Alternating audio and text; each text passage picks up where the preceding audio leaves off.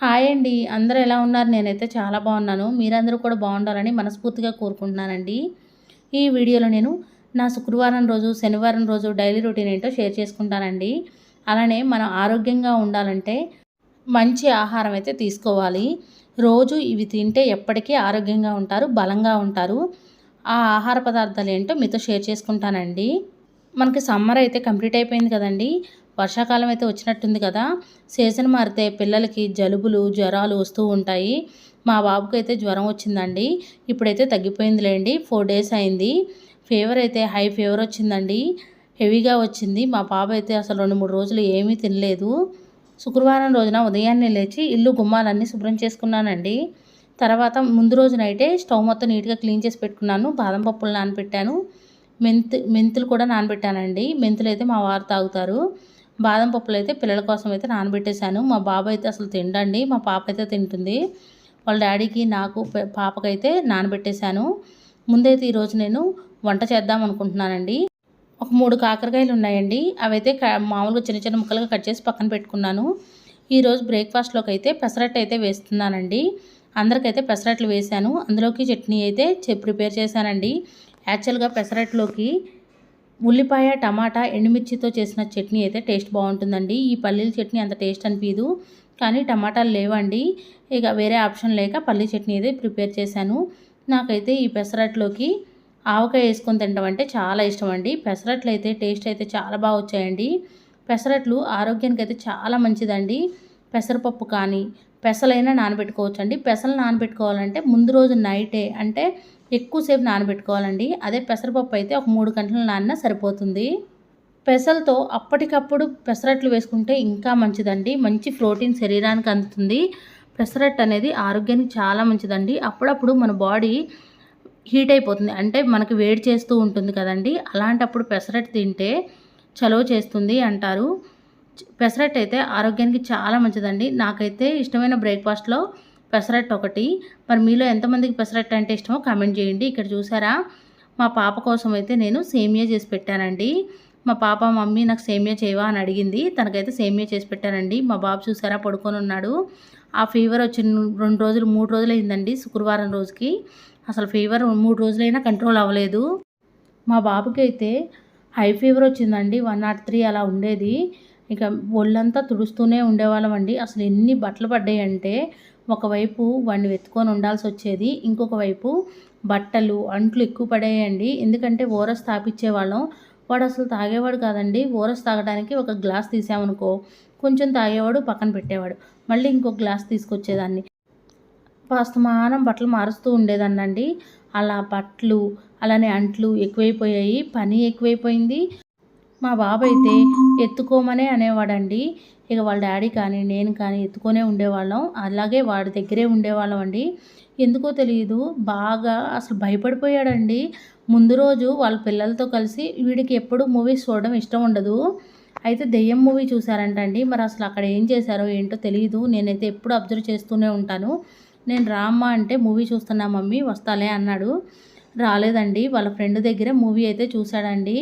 వచ్చిన తర్వాత ఫీవర్ అయితే ఫుల్లుగా వచ్చేసిందండి. మూవీ చూడటం వల్లే ఫీవర్ వచ్చిందని చెప్పట్లేదు కానీ సమ్మర్ అయితే అయిపోయింది కదండీ! ఇంకా రైనీ సీజన్ వచ్చింది కదా! పిల్లలకి ఫీవర్లు వస్తూనే ఉంటాయి.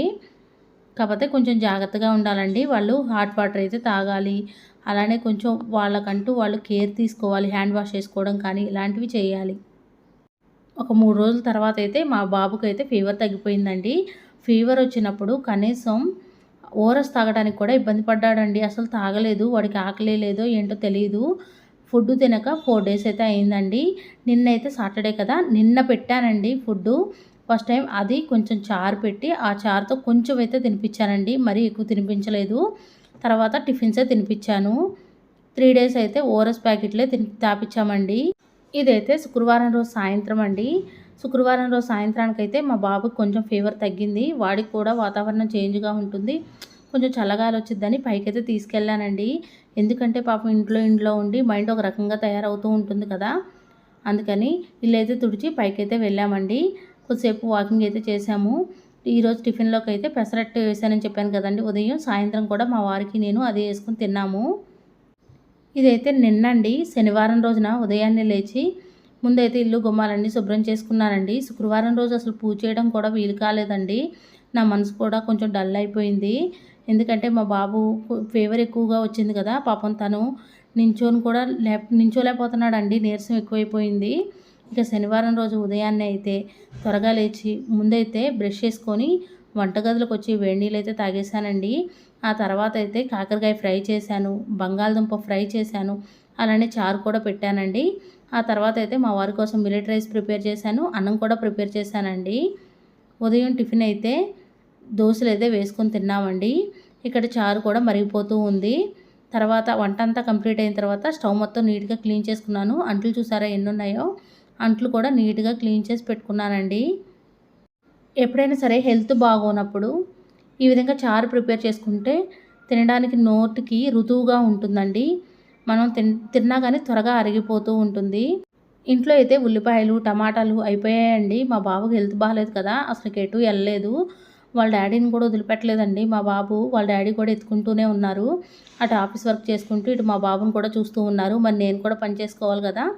ఇక తర్వాత ఉల్లిపాయలు లేకుండానే కాకరకాయ ఫ్రై, బంగాళదుంప ఫ్రై అయితే ప్రిపేర్ చేశాను. మా పాప కోసం అయితే పాలు అయితే కాగబెట్టేశానండి. మా వారి కోసం అయితే రాగి జావ ప్రిపేర్ చేశాను.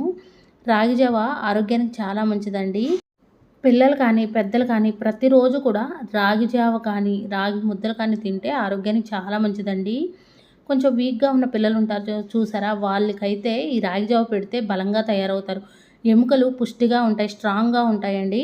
పిల్లలకైతే చాలా మంచిది. నాకైతే నేను ప్రిపేర్ చేసి పెడతాను కానీ నేనైతే తాగను.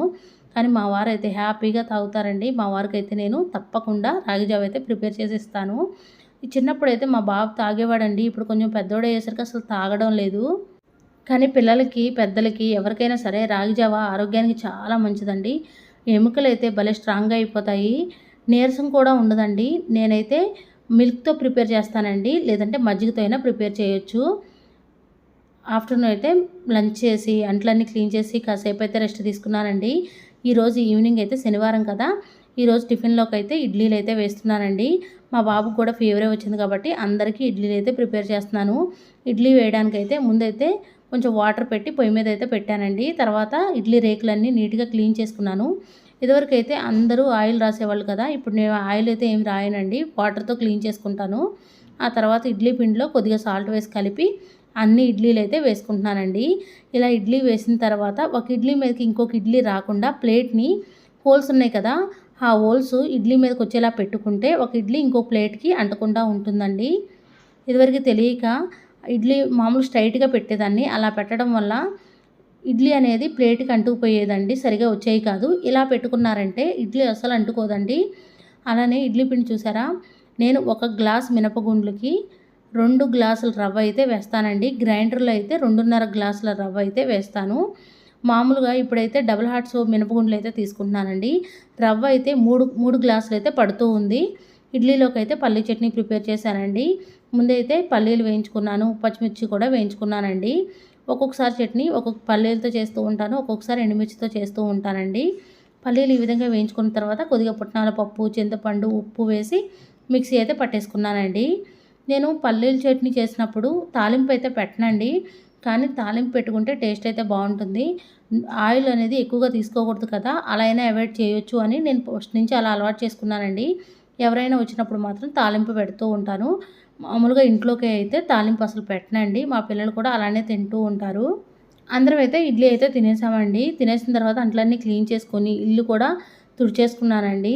స్టవ్ మొత్తం నీట్గా క్లీన్ చేసి పెట్టుకున్నాను. ఆ తర్వాత చిక్కుడుకాయలు ఉంటే చిక్కుడుకాయల్లో పురుగులు ఉంటాయండి, జాగ్రత్తగా చూసి తీసుకోవాలి. చిక్కుడుకాయలని మొత్తం ఏళ్ళన్నీ తీసి కాయ మొత్తం ఒలిచేసి సగం వరకు చిన్న చిన్న ముక్కలుగా కట్ చేసి పక్కనైతే పెట్టేసుకున్నాను. తర్వాత మెంతులు అయితే నానబెట్టేశానండి, బాదం పప్పులు కూడా నానబెట్టేశాను. స్టవ్ మొత్తం నీట్గా క్లీన్ చేసి పెట్టుకున్నాను. అంట్లన్నీ కూడా క్లీన్ అయిపోయాయండి. ఇక పనంతా అయిపోయింది, ఇక పడుకోవడమే. మనం ఎప్పుడు ఆరోగ్యంగా ఉండాలంటే ఆకుకూరలు ఎక్కువగా తినాలండి. రోజు పెరుగు తింటే జీర్ణక్రియ మెరుగుపడుతుంది. బీట్రూట్ తింటే బీపీ అదుపులో ఉంటుంది. మునగాకు తింటే గ్యాస్ట్రిక్ సమస్యల నుంచి విముక్తి లభిస్తుంది. మునగాకు పప్పు కానీ మునగాకు ఫ్రై కానీ ప్రిపేర్ చేసుకోవచ్చండి. కొంతమంది అయితే మునగాకు జ్యూస్ కూడా ప్రిపేర్ చేసుకుంటూ ఉంటారు. క్యారెట్లు నరాల బలహీనత నుండి కాపాడతాయి, జ్ఞాపక శక్తిని మెరుగుపరుస్తాయి. కరివేపాకు రక్తహీనతను తగ్గిస్తుంది. చాలామంది కూరల్లో కరివేపాకుని తీసేస్తూ ఉంటారు, కానీ కూరల్లో కరివేపాకు వేస్తూ ఉంటాం కదండి. కరివేపాకుని తినాలి. ఇలా తింటేనే హెల్త్కు మంచిది. జుట్టు కూడా బాగా పెరుగుతుంది, కళ్ళకు కూడా చాలా మంచిది. ఖర్జూరం ఉంటుంది కదండి, ఎండు ఖర్జూరం మనకి వేడి చేసినప్పుడు నీళ్ళల్లో నానబెట్టుకొని ఆ నీళ్లు తాగితే వేడి మొత్తం తగ్గిపోతుందండి. ఏమైనా ఇన్ఫెక్షన్ ఉన్నా పోతుంది. ఖర్జూరాన్ని నేరుగా కూడా తినేయొచ్చు. పళ్ళు నొప్పులు పుడతాయి అనుకుంటే నీళ్ళల్లో నానబెట్టుకునైనా తాగొచ్చు. ఖర్జూరం మూత్ర సంబంధిత వ్యాధుల్ని తగ్గించి మూత్రం సాఫీగా అయ్యేలా చేస్తుంది. కీరదోసలో ఉండే సిలికాన్, సల్ఫర్ శిరోజాలకు మేలు చేస్తాయి.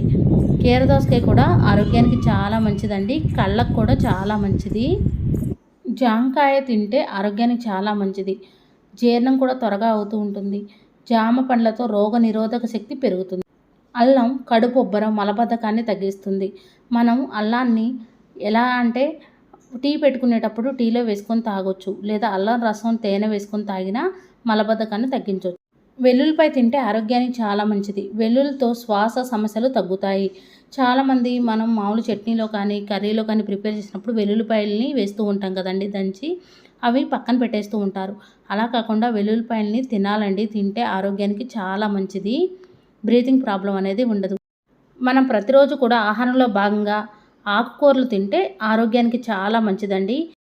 ప్రతిరోజు ఉదయం వేళల్లో వెజిటేబుల్ జ్యూస్ తాగినా చాలా మంచిదండి. నా ఈ వీడియో మీకు నచ్చిందని అనుకుంటున్నాను. ఎంతో కొంత యూజ్ అయిందని అనుకుంటున్నాను. నా వీడియో కానీ మీకు నచ్చినట్టయితే లైక్ చేయండి, షేర్ చేయండి, కామెంట్ చేయండి ఫ్రెండ్స్. కొత్తవారు ఎవరైనా మన ఛానల్ చూస్తున్నట్టయితే సబ్స్క్రైబ్ చేసుకోండి. Thank you for watching. Bye అండి.